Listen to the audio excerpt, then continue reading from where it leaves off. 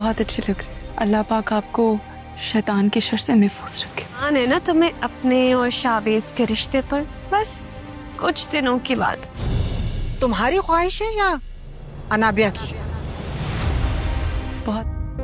मैं चाहता हूँ कि मेरी और अनाबे की मायूं इसी घर में हो। ये मेरी ख्वाहिश है। बहुत माँ इस घर से निकालूंगी।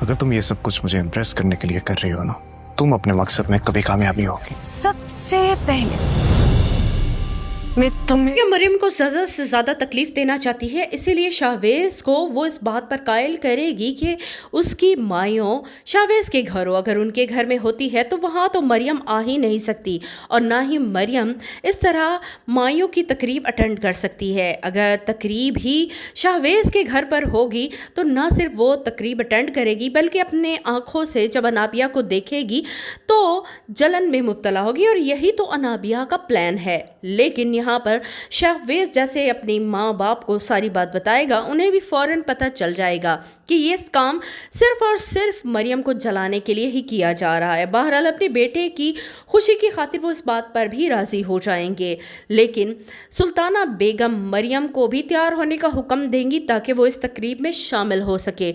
उनका मकसद यही है कि किसी तरह से शाहवेज की ये शादी रुक जाए और ख़ानदान में से कोई ना कोई इस बारे में बात कर दे कि शाहवेज और मरियम का निकाह हो चुका है। मरियम को देखकर शकील साहब गुस्से से तकरीब से वॉकआउट करेंगे तो उनकी बेगम को ये बात और ज़्यादा गुस्सा दिलाएगी। वो मरियम को तकरीब से निकल जाने का हुक्म देगी, और उनकी बेटी ने तो जैसे ठान ही लिया है कि अभी उसकी शादी हुई, अभी उसने मरियम को इस घर से निकाला।